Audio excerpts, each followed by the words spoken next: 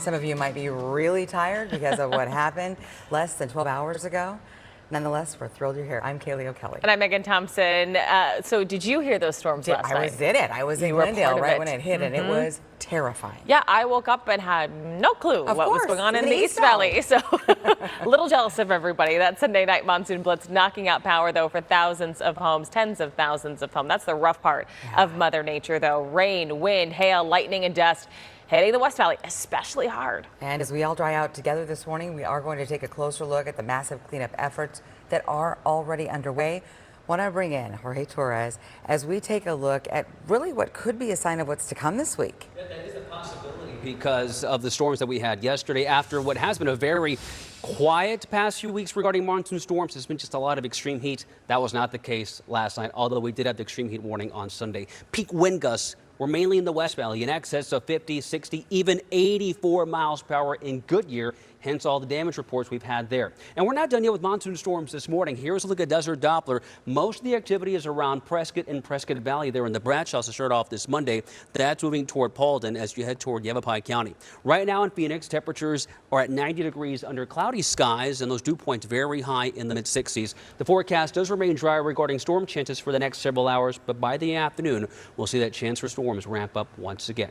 And overnight, so many of you sharing your pictures and videos of the storms with ABC15. We saw wind gusts, again, over 80 miles per hour in the West Valley, and we could already see damage start to take shape with down power lines. There can be reports of that. That damage becoming more apparent this morning, and Nick Soletti is out surveying areas of the West Valley. Nick, what are you seeing? And it seems to be quite devastating in some parts. Yeah, Jorge, it is not hard to see just how destructive that wind was overnight. Look at this behind me. You can see this is a carport at this apartment complex near 59th Avenue in McDowell.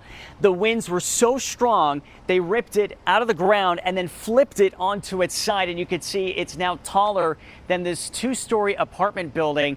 And it's actually blocking some of the doorways and patios for some of the people that live here. And that's not the only part where we're seeing damage. If you walk over here, look at this. You could see even more carport destruction. This part here, you can see the winds just collapsed it.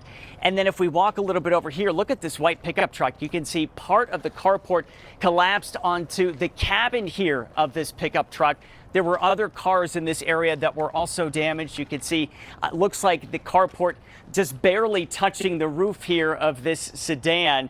We're also seeing some branches in this area as we were driving, not far from here, just outside of this apartment complex, closer to 59th Avenue. There's a road closure right now. We saw Phoenix police out there closing down at least a block or two of McDowell. And then we decided to drive north from there and saw road closures really throughout parts of central Phoenix. But where we saw most of them was in North Phoenix, where we saw a lot of down power lines and also some down trees and whatnot. So really throughout Phoenix, we're also seeing a lot of damage that we will continue to survey throughout the morning. In the meantime, our team coverage continues right now. I want to send things over to ABC15's Jordan Ponke, who's live in the West Valley this morning. Jordan, talk to us. What are you seeing out there?